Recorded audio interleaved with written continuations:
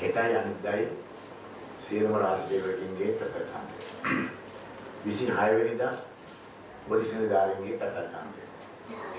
නැවත 30 වෙනිදා මේ අයට කටපාඩම් පාවිච්චි කරන්න බැරි රාජ්‍ය සේවකයෙක් කටපාඩම්. දැන් මේ අය විශාල නොයෙක් කන්දමේ රාජ්‍ය සේවකයන් විශේෂයෙන්ම හමුදාව කිසිය බිය ගැනීමට ක්‍රියාත්මක වුණා. අද අපි ස්තුතිවන්ත වෙනවා මැතිවරණ කොටසාරිතුමාට. හෙට පැවැත්වෙන ඒ ජටයි සංදේශ විශේෂ මුහුරේ යාපනයේ සියලුම කඳවුරු වල තියෙන ජටයි සංද මධ්‍යස්ථාන හොසිරලා අලාලි වල පමණක් සබල් සංදේ පාවිච්චි කරන්න හදලා ඒ විතරක් නෙවෙයි ඉහළ නිලධාරී මැතිවරණ කොමසාරිස් කාර්යාලයේ ඉහළම නිලධාරීන් එක්ක අයුක්ත කළා 8000කට වැඩි හමුදා වටපිටිසකට අලාලි වල සංවිධානවල ඇති කරලා තියෙනවා. ඒක මම කිව්වා මේ ස්ථානවල මේ වගේ ලංගම වගේ ස්ථානවල ඉමරි ඡන්ද මධ්‍යස්ථාන වලට සම්පූර්ණයෙන්ම ඔහු මැතිවරණ කොමසාරිස් කාර්යාලයෙන් නිලධාරීන් අනුයුක්ත කරනවා කියලා. ඒ අනුව අද ඊයේ මට කතා කරපු හමුදා නිලධාරීන් බොහොම සතුටටපත් වෙනවා. ඔවුන්ට හෙටනේ දහසේ තන්දේ පාවිච්චි කරනවා. ඒ මොකද සියලුම නිලධාරීන් එක තැනකට ගෙනල්ලා සම්පූර්ණ නිරීක්ෂණයට ලක් කරනවා මැතිවරණ කොමසාරිස් කාර්යාලයේ නිලධාරීන් හෙට යාපනයේ. කිලෝචුවල තියෙන සියලුම හමුදා කඳවුරු මේකේ තන්දේ පාවිච්චි වෙන්නේ නැහැ. මූල ස්ථානයේ විතරයි පාවිච්චි. ඒ වගේ තමයි මුලතිව් මන්නාරෝපොත්. මේ වගේ හමුදා බඩේට සම්පූර්ණ අයිතිය ලබා දෙනවා නිලධාරීන්. සමහර වෙලාවට වෙනවා උන්ට දෙන්නල තන්දා. දැන් ඒකක්වත් සිදු වෙන්නේ නැහැ. එතෙන්ට මැතිවරණ නිරීක්ෂකයෝ ඔක්කොම හිට සහභාගී. අපේ ඡන්ද මධ්‍යස්ථාන නියෝජිතයින් හිට සහභාගී. මේ සියලුම දෙනා ඉදිරියේ නිසා රජයේ ප්‍රධාන වෑයමක් කරගන්න. මේකම ලංගම ඇතුළු සියලුම. මේ අපේ දිස්ත්‍රික්කවල ලංගම මග්න මධ්‍යස්ථාන එක තැනකට ගෙනල්ලා ඒකට මේක තැනකට එන්න ලෑස්ති කරලා එතෙන්ට මැතිවරණ කොමසාරිස්ගේ විශේෂ නියෝජිතයින් යවල ඒවා නිරීක්ෂණය කරමින් මේ මැතිවරණ ක්‍රියාදාමය ප්‍රජාතන්ත්‍රවාදී විදියට නිදහස් මැතිවරණයකට අවකාශය ලබා දෙනවා. ඒක නිසා අපි මැතිවරණ කොමසාරිස්වරයාට ස්තුති කරන්න ඕනේ මේකට ක්‍රියාමාර්ගය. දෙක තමයි මේකවල ලෑස්ති කරා අපි රජයේ ඉන්නකොටම ඒ කාර්යයම ලෑස්ති කරා මියගිය ඡන්ද සහ රටගිය ඡන්ද. එනිසා එක්තරා පුද්ගලයෙක් ප්‍රකාශයක් කරා මේ පිටේට ඉඳලා ලක්ෂයක් කට්ටිය ලංකාවට එනවා කියලා. මේක අමුලික බොරුවක්. එහෙම ලක්ෂයකට නිවාඩු දෙන්නේ නැහැ කවදාවත්. ඒක විදේශ සේවා නියුක්තිකයන්ගේ සංගමයේ නිලධාරීන්ම ඒක ප්‍රතික්ෂේප කළා. ඒක අමුලික බොරුවක්. මොවුන් හැදුවේ ඒ කට්ටිය එනවා කියලා රට ගියා නැත්නම් ඡන්ද මධ්‍යස්ථානට ඒවා. ඒකත් කඩාකප්පල් කරලා තියෙන මැතිවරණ කොමසාරිස්වරයා හැම ඡන්ද මධ්‍යස්ථානයකම ප්‍රදර්ශනය කරනවා ඒ ඡන්ද මධ්‍යස්ථානයේ ඒ බල ප්‍රදේශයේ අටගේ කට්ටිය සහ මියගේ කට්ටියගේ නාම ටික. ඒ නිසා මියගේ කාටවත් එදාට ඡන්දේ දාන්න ඉන්න බෑ. ඒතකොට රටගේ කට්ටියට අපි ඉල්ලීමක් කළා තියෙනවා. ඒගොල්ලෝ එනවා නම් ගුවන් බලපත්‍රය අරගෙන එන්න කියලා. දැන් ඒක සියලුම දේශපාලන පක්ෂ ඉල්ලලා තියෙනවා ආණ්ඩුව ඇරෙන්නට. ඒ නිසා ඒකත් එතුමා එයා කරගෙන යනවා. ඒතකොට ගුවන් බලපත්‍රය අරගෙන ආවොත් රටවගේ කට්ටිය ඒතර අපිට බලාගන්න හැකි රටගේ කට්ටිය. එතකොට එන්නම හොරචන්ද ක්‍රියාදාමය වැහෙනවා ආණ්ඩුවේ. නිදහස් මතවරණයකට එන්න අවකාශ ලැබෙනවා. ඉතින් අපි ස්තුතිවන්ත වෙනවා මේ පක්ෂවල විතරක් නෙවෙයි නිදහස් මතවරණයක් සඳහා වූ සියලු බහුජන ව්‍යාපාර මේ සඳහා ඉතාමත්ම වුවමනාවෙන් සෞඛ්‍යම සක්‍රියව කරන දායකත්වය. දැන් මේ විදිහට දන්නවා ඇත්තම ආණ්ඩුව අරදිනවා කියලා පැහැදිලිව. ඔවුන් ආණ්ඩුව පෞද්ගලික දවස්වල හැදුවේ කොහොම හරි කියලා. අපි සංවිධායකවරුන්ව කැදෙව්වා. ආර්ථිකම. ඒ සංවිධායකවරුන්ට කැදවපු රැස්වීමේදී ජනාධිපතිතුමා දැක්ක ඇත්තරම මොවුන් කිසිම කෙනෙක් එදා මාත් වාඩි වෙලා හිටියා. දැක්ක විශේෂත්වය තමයි 2010 දී මම වාඩි වෙලා හිටියා. ඔල්ලොරසන් හඬ මැදියේ තමයි ඔහුගේ නාම යෝජනාව ඉදිරිපත් කළේ. මෙදා වර එක්කෙනෙක් අපුලිය ගෙවුවේ. මතකද? ජනාධිපතිතුමාම කිව්වා දැන් ඕනම එක්කෙනෙක් ප්‍රශ්න අහන්න. ඒක ඉදිකරේ මේ අපි වගේ කට්ටිය කරපු ප්‍රකාශය එම හොඳ නැහැ මේ මැතිවරණ කාලය කියලා ඒවට පොඩි අවවාදයක් අනිත් ලබනවා. කිසිම කෙනෙක් නැගිටින්නේ නැහැ. ඇහුවෙත් නෑ ප්‍රශ්නේ. එහෙම මන්දෝත්සාහය වූ මැතිවරණ ආරම්භක රැස්වීමක් මගේ මන් දැකලා නැහැ. ඊට පස්සේ කිව්වා එහෙනම් මම කතා කරන්න. ඒ කතාවේදී ඔහු දැනගත්තා සියලුම සංවිධායකවරු කිසිම උද්‍යෝගයක් නැහැ මැතිවරණේ. ඔහුගේ උද්‍යෝගය මෙතන කිව්වා අපිට බලය තියෙනවා. අපි රජය මතක තියාගන්න. රාජ්‍ය බලය තියෙනවා කියන්නේ ඔක පාවිච්චි කරන්න මේ ජනාධිපතිතුමායි කතාව. ඒක තියෙන පාවිච්චි කරන්න. ඒ නිසා අපි ඒක පාවිච්චි කරනවා. ඒ නිසා බය වෙන්න එපා කොහොම හරි තියෙනවා. කොහොම හරි තියෙනවා. අපි කොහොම හරි තියෙනවා. අර චිල්මාර්ක් කියලා තියෙන කම්පියුටර් ඉතින් ඒවත් තියෙනවනේ. ඒ අපේ ආණ්ඩුව තියෙනවනේ. මෙන්න මේ විදිහට කිව්වා. එතකොට එතුමා එන්නේ මොකද්ද? ගිය සැරේ දිනුවෙත් ඒකෙන් ඉන්නේ. මේ කම්පියුටර් චිල්මාර්ක් ඔක්කොම බොරු. මම 1982 ඉඳලා ඡන්ද ගණන් කරනවා. හැම මැතිවරණ ජාතික මැතිවරණ එක මම ඡන්ද ගණන් කරන්න කියලා කියනවා. 82 ඉඳලා. අපිත් ඒ කාලේ හිතුවා අවුරුදු 17ක් UNP එකේ තියෙනකොට අර පැරදෙනකොට අපිත් හිතුවා මොකක් හරි එකක් තියෙනවා කියලා. නමුත් ඊට පස්සේ මම ඉස්සරහට පස්සට ගිහිල්ලා වුවාම ඒගොල්ලෝ ඉඳලා තියෙන්නේ ඒගොල්ලෝ කොහොම බයෙන් ඉඳලා තියෙන්නේ හැම මැතිවරණයක්ම ඉවර වෙනකන් කවුරුද නැහැ කියලා. මේ ලංකාවේ මොන දිල්මාට් එක දැම්මත් ඒ දිල්මාට් දාන ගැටිය අනිත් පැත්තට ගියටියෝ කියනවා. ලංකාවේ ඕවෙන් තියාගන්න බෑ. ඒ නිසා ඒ දිල්මාට් වලින් දැන් කරන්නේ මොකද? මානසිකව වැටලා ඉන්න ශ්‍රී ලංකාවේ දහස් පාක්ෂිකීම ගොඩ ගන්න. ඒක ගොඩ ගන්නට බෑ. මොකද දිනපතා ගැටියෝ. දිනපතා ගැටිය හැදිලා යනවා. ඉතින් ඒ නිසා අද ජනාධිපතිවරයා මේ තත්ත්වයට පත් වීම ගැන අපි දුකේ. ඔහුම එදා අපිත් එක්ක පාරට බැහැලා නිදහස් මැතිවරණයක්, නිදහස් මාධ්‍යයක්, ප්‍රජාතන්ත්‍රවාදයේ නිදහස වෙනුවෙන් අපි දෙන්න එකට කඳුළු ගෑස් කාලා. අපි දෙන්නම පොලිසියෙන් එකට කුටි කාලා. අපි දෙන්නම පොලිසියේ බැරිකේඩ් වලට පයින් ගහලා කඩාගෙන පෙරපාලි මෙහෙවර තියෙනවා. එහෙව් නායකෙක් එරස් වුණා.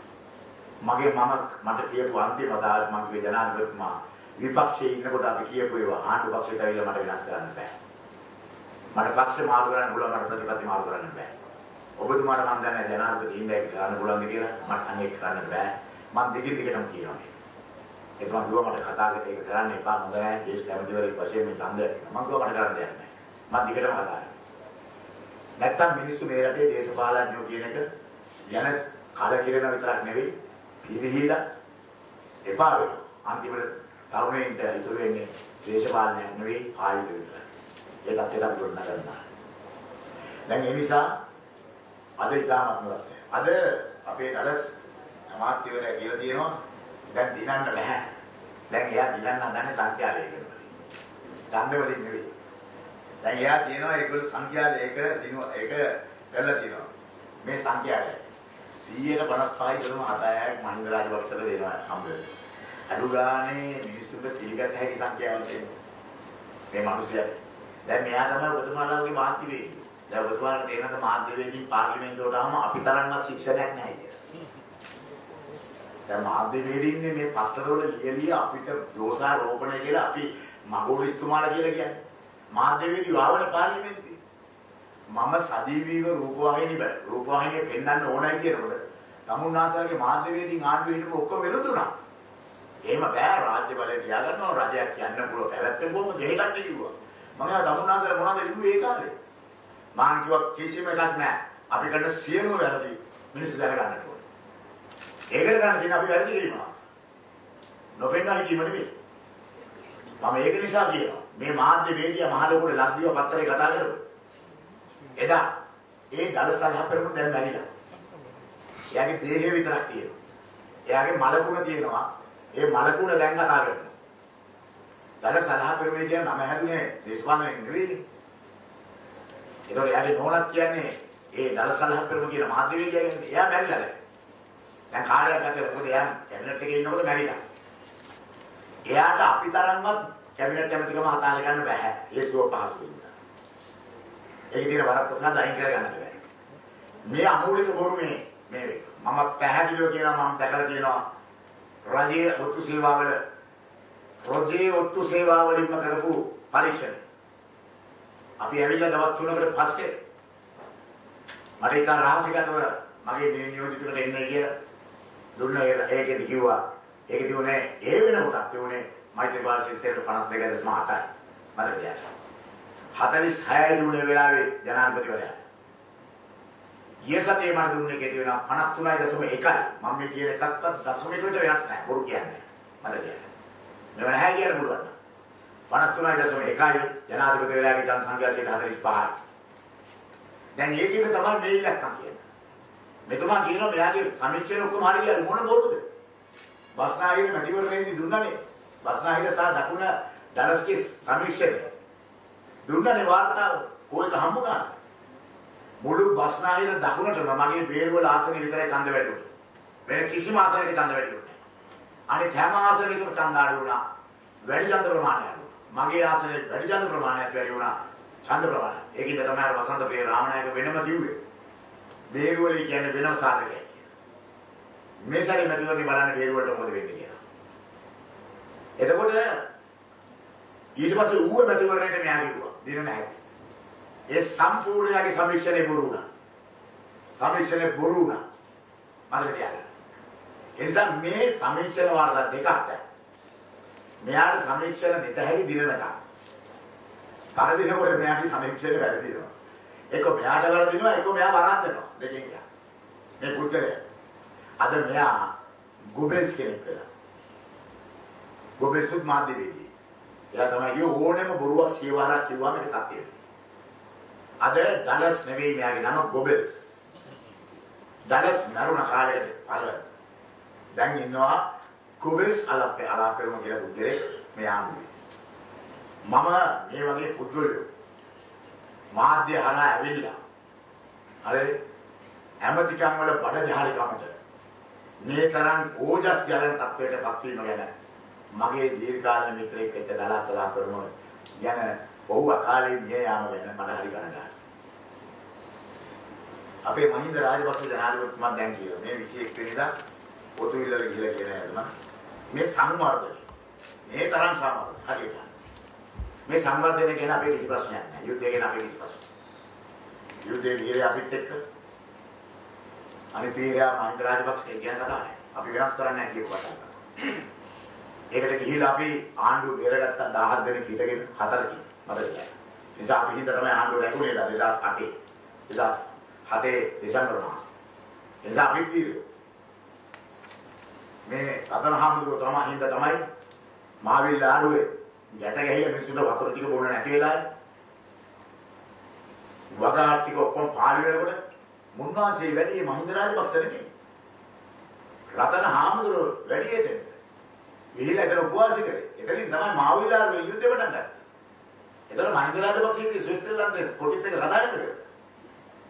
සෝමවංශ අමරසිංහ මහත්තයාම කියනවා ඒගොල්ලෝ ගිහිල්ලා එයා විමල් වීරවංශය ගිහිල්ලා කිව්වහම යුද්ධ කරන්න කියලා මගේ මේකෙන් දැහුවා ගහන්නේ පොඩි කොහෙද සෝමවංශ තියෙන්නේ බඩු ඈ මගේ මේකෙන් දැහුවා මේක මොකද්ද කියලා මම කියන්නේ හරි ඒ කුට්ටමෙන් දැහුවා ගහන්නේ සෝමවංශ එයා ප්‍රසිද්ධිය කිව්වා එහෙම කිව්ව නායකයා එතකොට යුද්ධේ ඒ කර මෙහෙවුම කට්ටිය මේ කට්ටිය අපිත් එක්ක ඉන්නේ. මේ සියලුම කට්ටිය. යුද්ධයක් කරයි, ජයග්‍රහණය කරයි කියලා රට ඊට පස්සේ යහට යන ක්‍රමයක් තියෙනවා. නෙල්සන් මැන්ඩෙලා මොකද පෙන්වලා දෙන්නේ. අපි කිව්වේ ඒකයි කරන්න කියලා. එතකොට එතුමා කියලා තියෙන සංවර්ධනය. ඔය මේ සංවර්ධනයම පිළිපීනේ තියුණා මාකෝස්ට. මාකෝස්ට තියුණා. මාකෝස් කරදුනාට පස්සේ මම ගියා පිළිපීනේ ගිය වෙලාවේ සංචාරයට මම පොඩි රටයක් අරගෙන මම ගියා මලකලඤ්ඤන් මේ මාලිගාවට. මාගොස් මොකද ඒතකොට ප්‍රදර්ශනය කරනවා. ඒකට යනකොට මට මම ඇහුවාම රේදුලාගේ ඒ යන සර් මේ ගුවන්තොට බල හැදුවේ මාගොස්. සර් මේ අධිවේගී මාර්ගයේ මාගොස්. සර් මේ බිල්ඩින් ඔක්කොම හැදුවේ මාගොස් ආවට පස්සේ. සර් අර වරාය මාගොස්. මේ විදිහට පෙන්නනවා ලංකාවේ එකෙකුත් කියන්නේ නැහැ මේ රාජපක්ෂගේ. ඒ ඔක්කොම කරා. දවසක මුළු පිළිපීනේම ඇකිනෝ කියන කාන්තාවත් එක්ක නැගිට්ටා මාකෝස්. මාකෝස් ඉරගෙදර ගියා මිනිස්සු රට ගෙදර ගියා. සුහර්තුගේ කාලේ ඉන්දුනීසියාවේ මේ සංවර්ධනය කරා ජනාධිපතිතුමා. මේ ජනාන්නේ වගේ මීට වඩා සංවර්ධනය වුණා ඉන්දුනීසියා. ඊට වඩා ලොකු රටවල් මීට වඩා ලොකු සංවර්ධනය. මිනිස්සු දුප්පත් වුණා. සුහද්දෝගේ පවුල හම්බ කරගත්තා. දවසක මිනිස්සු නැගිට්ටා ඉන්දුනීසියාවේ. සුහද්දෝ හිරගෙදරට ගියා. දරුවෝ තාම හිරගෙදර. මිනිස්සු රජගෙදර ගියා. මුළු ඉන්දුනීසියානු ප්‍රජාතන්ත්‍රවාදය හම්බුණා. අද නිදහස් පැතිවරණ බව. අද පිලිපින නිදහස් පැතිවරණ බව.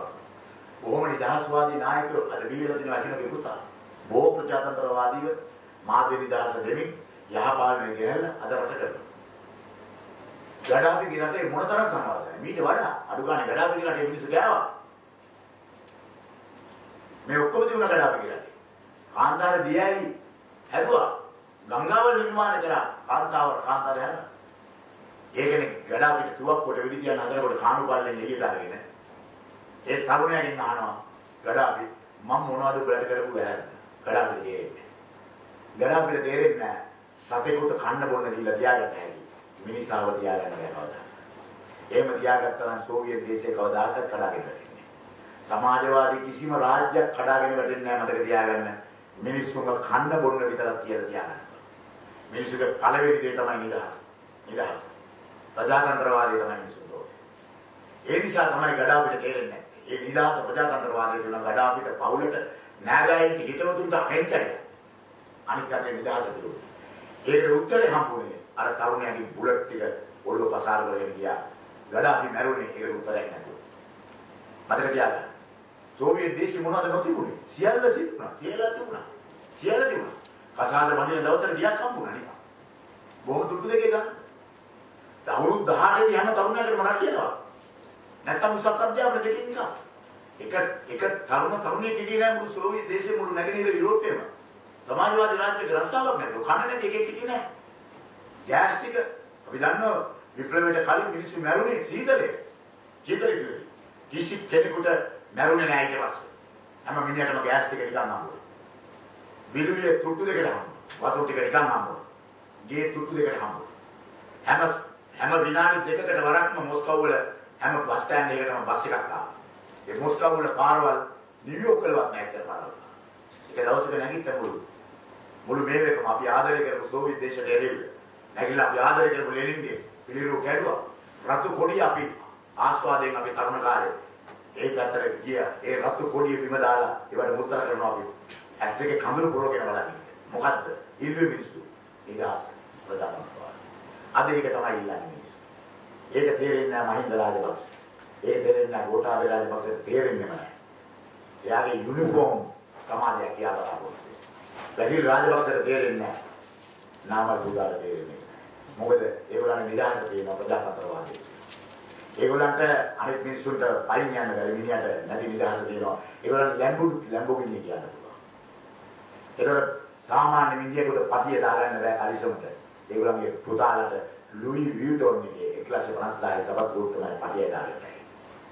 මේ නිදහස කියන එක තේරෙන්නේ නැහැ. මේක තමයි අද ක්‍රියාත්මක වෙන්නේ මම කියන්නේ. ඒ නිසා ජනාධිපතිතුමා ওই සංවර්ධනය හැබැයි ওই සංවර්ධනයේ වැය වුණ මුදල ඊටාත්ම දරුණු.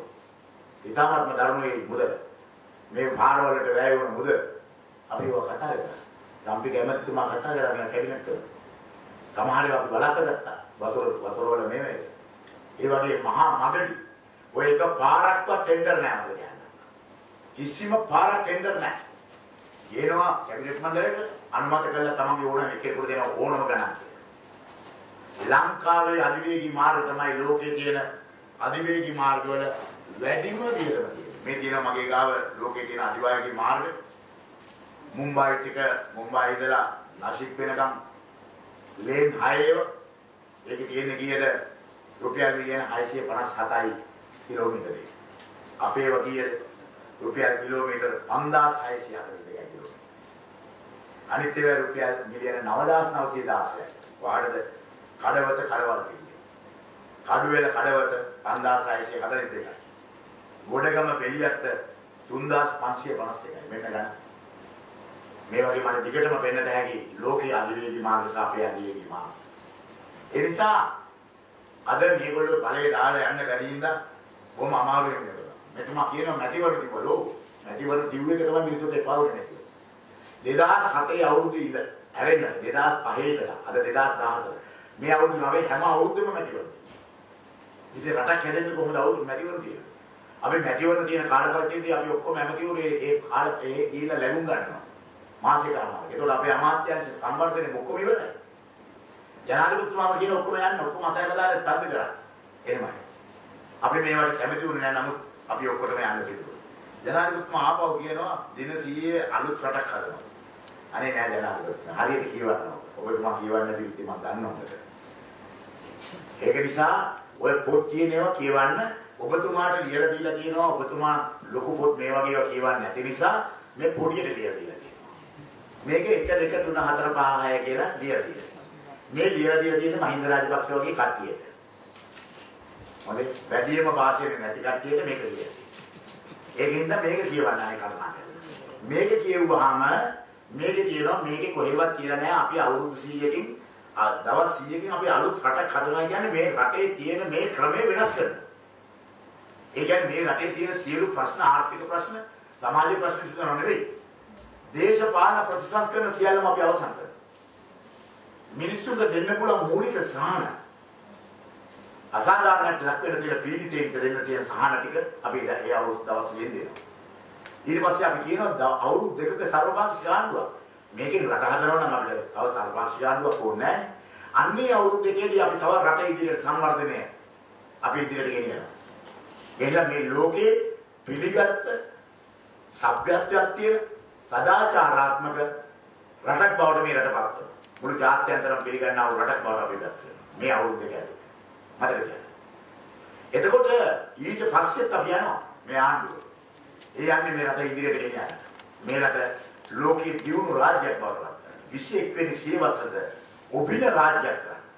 මෙතුමා තාම ඉන්නේ යුරෝපයේ 19 වෙනි සතවර්ෂයේ කරපු අන්න ඒ තැන්වල තමයි මහින්ද රාජපක්ෂ මහත්තයා ජීවත් වෙන්නේ.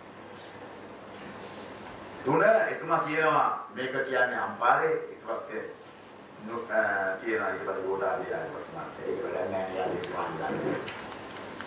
ඒත් කතා කරන්න මම කියලාද බැරින්නේ. යා රාජ්‍ය සේවකයෙක්. නීති කඩන රාජ්‍ය සේවකයෙක් කියලා.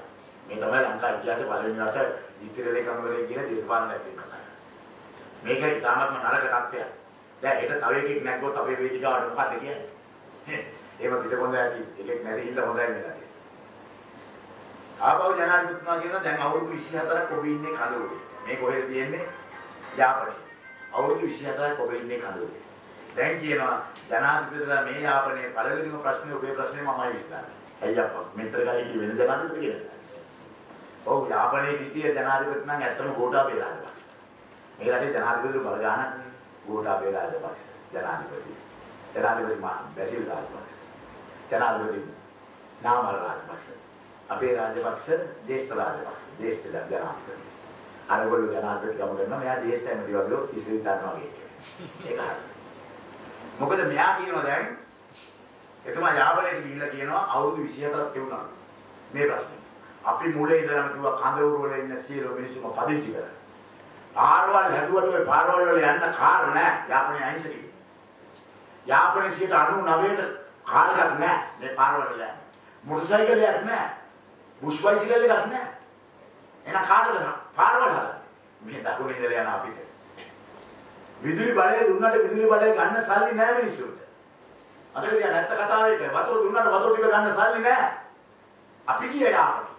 මම කියන්නේ මම 24 වතාවක් කැමතිවරයා වශයෙන් මම උතුරේ සංචාරය කළා. උතුරේ හැම ගමකටම ගියා.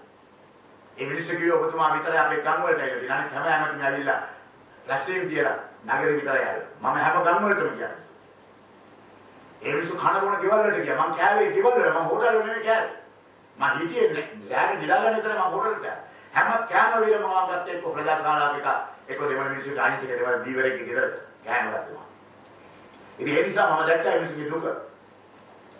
ඒ මිනිස්සුන්ට මූලික අයිතිවාසිකමක් නැහැ. ඉතින් ඒ නිසා ලැජ්ජයි ජනාධිපතිවරයා කියනවා අවුරුදු 24ක් කඳවුරේ ඉන්න මිනිස්සුන්ට අධිවේගී මාර්ග දීලා මහා විශාල ඒවා කරලා හෝටල් හදලා අමුදාවේ ඔක්කොම කරලා තියෙනවා මිනිස්සුන්ට ගියක් හදලා. මිනිස්සුන්ට ගියක් හදලා. ඒ කඳවුර වල තාම මේ මිනිස්සු එන ලැජ්ජ වෙන්න ඕන නේද අපේ රටේ මිනිස්සු. අවුරුදු 5ක් යුද්ධ ඉවර කළා අපිම කියනවා අපේ රටේ මිනිස්සු කඳවුරු වල කියලා අපේ ජනාධිපතිතුමාගේ කඩෙන් කියන. ඒ නිසා තව ඉන්නවා මේකේ නාමල් පුතක් කියලා දෙනවා ඒක මොන නැහැ මොකද අපේ පරම්පරාවේ වෙන්නේ. ඒකලුත් එක ඒගොල්ලෝ තාම දේශපාලනේ ආලබාලාංශින් නේද. ඉතින් ඉගෙන ගන්න මොන හරි කියන්නේ. අනිත් කට්ටියත් ඉන්නවා මම මේ මූලිකව දෙකක් කියලා තමුන්නාසලට. අද මේ අය තාමත්ම බංගලොත් කප්පලට පත් වෙලා තියෙනවා. තව කට්ටිය මේ ආණ්ඩුවේ එළියට වහින ඉස්සරහ අපිට කියන්න. මේ ආණ්ඩුවේ තාමත්ම අරුබුදයකට තව ඉදිරි සතිය දෙක පත් වෙනවා. මැතිවරණේ පවත්වනකොට ජනාධිපතිතුමාගේ මැතිවරණේ පවත්වන්නටවත් ඇඟට ප්‍රාණ ශක්තිය තියෙන්නේ නැහැ. ඒ නිසා මේ ගමන නවත්තන්නට බෑ. ඔබතුමා මේ සිදුවෙන්නේ මොකක්ද කියලා මාකෝස්කින් ඉගෙන ගන්න. සුහර්තගෙන් ඉගෙන ගන්න. මේ සිදුවීම සමාජයේ එතන සිදුවන්නේ එතන මෙවැනි විලාස මැතිවරණයක් නැති නිසා මිනිස්සුන්ට පාරට වයින් සිදුවෙනවා.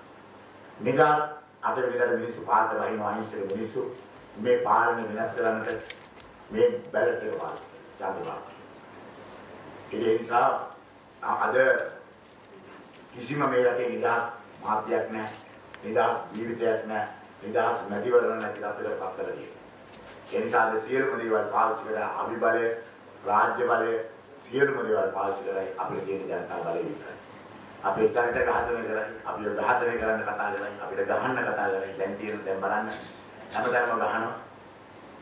ගහනකොට මොකද ඔබතුමාලගේ කතුරුවරු කියන්නේ උදේට තේ බොන්න ගන්න කියන්නේ. ඒ කන්න ගිය වෙලාවේ කතුරුවරේ කැවුවනේ වෙනදා ප්‍රශ්න අහන්නේ නැහැ මේකේ කතුරුවරු ප්‍රශ්න අහලා දෙනවනේ. ප්‍රශ්න අහුවාම මොකද කියලා තියෙන්නේ? මේ සිදුවීම වගේ ආසනයේ පිළිතැබීම ගැන මම අනුමත කරන්නේ. හරි පුදුම කතාවක්. ඉතින් අනුමත කරන්නේ නැත්තම් ක්‍රියාමාර්ගකෝ. දැන් මගේ ආසනයේ වෙඩි තියපු වාහනේ අල්ලලා. ඒක අත්හැරලා. වාහනේ ගිය කට්ටිය ඒකද? ස්වයංක්‍රීය මෝටර රථයකින් ඝාතනය කරලා තියෙනවා. ඒකේ ස්ටියරින් වීල් එකේ හයි කරලා තියෙනවා අලුත්ම උපකරණයක්. ඒකේ හතුරු දැක්ක හැටි වෙඩිපත් වෙනවා. කවුරුවක් නැහැ. මේ අර සතාසියෝ නඩුව වගේ. කොලිනාසිල්ලා නඩුව කතා කරලා ඉවර කරා. මැරු එකෙක් නැහැ. උවන්ගෙඩිය තමයි මිනිමල්ලා දෙන්නේ මෝල් ගහ. ඒ වගේ මේ දෙවෙනි නඩුව. මේක රාජපක්ෂ නඩුව. මොකද දෙවෙනි එක. මොකද ආවේ ඇමතිගේ ගෙදර ඉඳලා. ඇමතිගේ බෑන ආවේ. වාහනේ. පාටා කියන පාතාලය ආවේ. ඒගොල්ලෝ ගැන පෙන්නලා දීලා තියෙනවා. ඒ කට්ටිය අත්අඩංගුවට ගන්න නැහැ වාහනේ. දැන් බලන්න වඳුරම ගිනි දිව්වා. අර ලොකු දෙයක් තියෙන පුංචි මොලයක් තියෙන මිනිස්සයා. එයා ඇවිල්ලා ඒක මෙහෙම කරා. එයා කිව්වා එයාගේ කට්ටිය එහෙම අත්අඩංගුවට එයා යනවා කියලා. අනේ අනුන් ගියා ඇතුළට. මෙයා ෂෝක් එකේ. හරි. දැන් එයාවත් අත්අඩංගුවට ගන්න ආණ්ඩුවක් නැහැ. මේ ජනාධිපතිතුමා කියන මම අනුමත කරන්නේ. නීතිය කලින් ක්‍රියාත්මක කරන්න කියලා. කාටද නීතිය ක්‍රියාත්මක කරන්නේ? එයාගේ ඩ්‍රයිවර්. ඒකත් පහළපැත්තෙන් තමයි බහින්නේ. දැන් මේ වගේ හැම තැනකම සිදුවෙනවා. මොහු කියනවා මම අනුමත කරන්නේ නැහැ කියලා පුවත්පත්වල ප්‍රකාශ කරනවා. මේක වැරදි. මේ අය වහාම ක්‍රියා කරන්නට කියනවා. ක්‍රියා කරන්නේ එතුමාගේ පොලිසියක්. දැන් නමුත් මට තියාගන්න මේ හැම එකෙම මේ රටේ මිනිස්සු යම් අධ්‍යාපනයක් ලබනවා. මේ වෙන්නේ මොකක්ද කියලා දවසින් දවස. ඒ නිසා අටවෙනිදාට මේ රටේ මිනිස්සු නියම පිළිතුරු මේ වගේ රාජ්‍ය පාලකයෙකුට ඊට පස්සේ මට තියාගන්න අපි ආණ්ඩුවක් හදනවා. මේ ආණ්ඩුව තමයි මේ කාලකන්ණි අතීතයට තිත තියනවා. ඒකේ වාඩි වෙනවා අපි මට තියාගන්න. එදා වගේම මේ ආණ්ඩුව ඉඳගෙන එදා අපි කෑ ගැහුව කටින් නෙවෙයි අපේ සියලු ශක්තිය දාලා මේ කාලකන්ණි දේශපාලන ක්‍රමය අපි වෙනස් කරනවා. එදාට අපිට පුළුවන් හොඳට හිතේසුව මේ සතුටක් එක්ක කවදා හරි අනාගතයේ අපේ දේශපාලනේ අපේ වැඩ කොටස ඉවරයි කියලා විශ්වාස කරනවා. මේ තත්ත්වයට අපි කියනවා මෛත්‍රීපාල ඇමතුමාගේ නායකත්වයෙන් තමුන්නාසලට ලියන්න තියෙන සියලුම අයිතිය අපිට පහර ගන්න තියෙන සියලුම අයිතිය වැදගත් විදියට බොරු කියන්නේ නැතුව ගහන්න සියලුම අයිතිය ලබා දෙමින් ඒ සියලුම අයිතිය අපි තමුන්නාසල ලබා දෙනවා. මේ රටේ හැම පීඩිතයෙක්ම නිදහස ප්‍රජාතන්ත්‍රවාදී කියන එක අපි මේ රටේ ඇති කරලා අපි හදන්නේ අලුත් ආණ්ඩුවක් නෙවෙයි අලුත් රටක්. ඒක තමයි මේ කියන සීයෙන් කරන්නේ.